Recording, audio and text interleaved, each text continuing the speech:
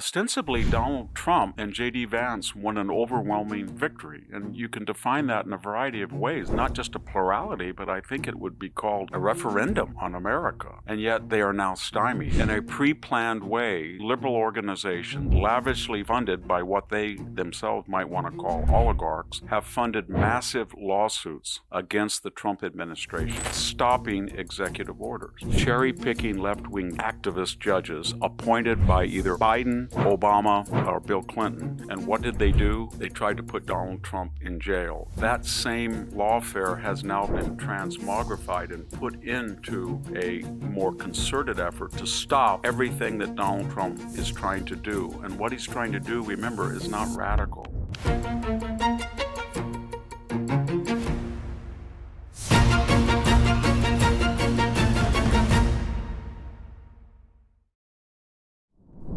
Hello, this is Victor Davis Hanson for the Daily Signal. Ostensibly, Donald Trump and J.D. Vance won an overwhelming victory, and you can define that in a variety of ways, that not just a plurality, but I think it would be called a referendum on America. After all, they were the first ticket on the Republican side to have won the popular vote in 20 years. They won an overwhelming majority in the Electoral College. They retained control of the House of Representatives. They won the Senate. There's a 6-3 supposedly conservative majority on the Supreme Court. They won all of the swing states. So they came into office with this momentum from the American people that was expressed through a national election. And yet they are now stymied. Almost all of their initiatives are facing two types of opposition. The first is, in a pre-planned way, liberal organizations, lavishly funded by what they themselves might want to call oligarchs, have funded massive lawsuits against the Trump administration, stopping executive orders. Remember, this idea that executive orders were a rapid and effective way for a president to rule didn't come from Donald Trump. It came from Barack Obama. He recalibrated the use of executive orders when he lost the majority in Congress. And he said, I have a pen and I have a phone, and I'm going to act accordingly. And he did so. But what we're seeing now is that these liberal organizations are targeting left-wing judges.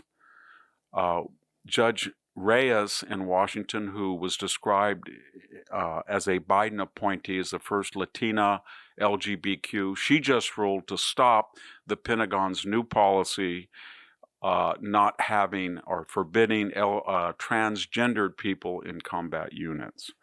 Judge Furman, another lower district judge, he just put out a stay not too long ago rescinding the deportation of Mr.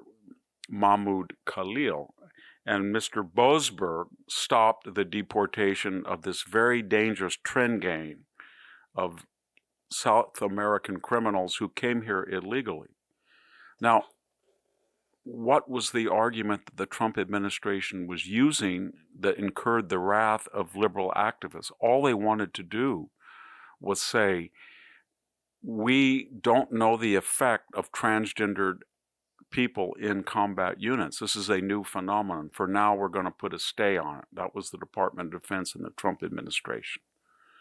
We don't know how these people from South America in these gangs got here, but we do know they came illegally and they were residing illegally, and they're in very dangerous gangs, and many of them are committed crimes. So if they broke the law to come here, we want to enforce the law to have them go back.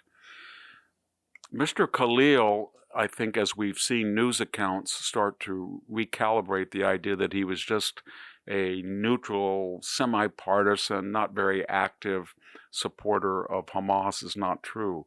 He was the official spokesman for the apartheid divest at Columbia-Barnard. He supported the massacres on October 7th. He was a big supporter and adherent of Hamas, which is a terrorist-designated organization. And so what we're seeing is liberal groups trying to keep people who are supporting the terrorist Hamas are supporting these gangs inside the United States.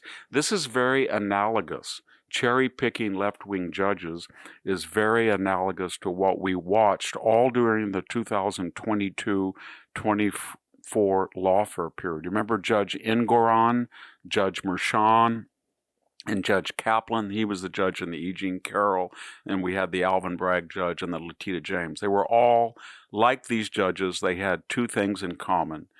They were left-wing activist judges appointed by either Biden, Obama, or Bill Clinton, and they had minor to major conflicts of interest where people in their family were either had worked for a prior Democratic administration or themselves were activists.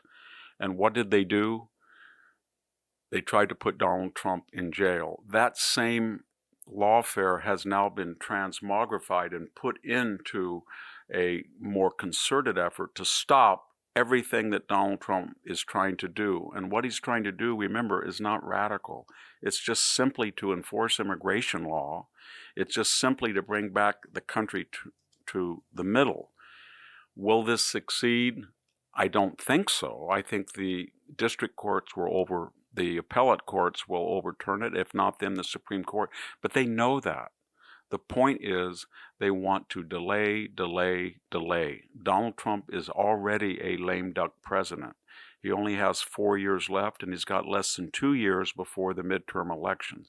Their plan is to drag all of these executive orders, which are backed by a vote of the people who elected Donald Trump, is to drag them through the courts and stop him, create a sense of chaos, make the Republicans in general and Donald Trump in particular overreact, and then cause chaos, controversy, constitutional crisis, and eat up these precious 4 years. As of now, it's succeeding, but time will tell, and we'll weigh in next time. This is Victor Davis Hanson for the Daily Signal. Thank you for watching today's podcast. And for more news like that, subscribe to the Daily Signal. And maybe you can check out my own website at victorhanson.com for podcasts, lectures, ultra series behind a paywall, but more importantly, just daily columns that are accessible and free to everyone. Thank you very much.